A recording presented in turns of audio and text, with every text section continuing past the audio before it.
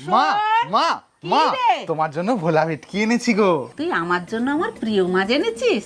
ভোলা ভেটকির roast মশলার ঝোল আমাদের বাড়ির সবার প্রিয়। প্রথমে ভোলা ভেটকিটা কেটে বেছে ভালোভাবে ধুয়ে নেব। এবার শুকনো প্যানে পেঁয়াজ কুচি, কয়েক রসুন কোয়া, টমেটো কুচি এবং কয়েকটা শুকনো লঙ্কা ভালোভাবে ভেজে রোস্ট করে নেব। এবার মশলাগুলো ঠান্ডা করতে দেব। আবার এদিকে মাছে নুন হলুদ মাখিয়ে নেব।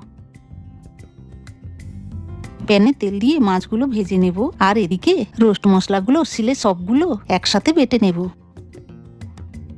ভাজা মাছগুলো তুলে নেব। কড়াইতে তেল দিয়ে কালো জিরে ফোড়ন দিয়ে রোস্ট মশলা বাটাটা দিয়ে দেব। ভালোভাবে ভেজে নুন হলুদ দিয়ে কষিয়ে পরিমাণ মতো জল দিয়ে দেব। ভাজা মাছগুলো দিয়ে দেব। আর এদিকে কয়েক ধনেপাতা কুচিয়ে নিয়ে ঝোলে দিয়ে দেব। বাবুরে চলাই। মিনিট সাতেক ফুটিয়ে গরম গরম ভেটকি ভোলার রোস্ট মশলার ঝোল পরিবেশন করুন সপরিবারে মিলে। দারুণ।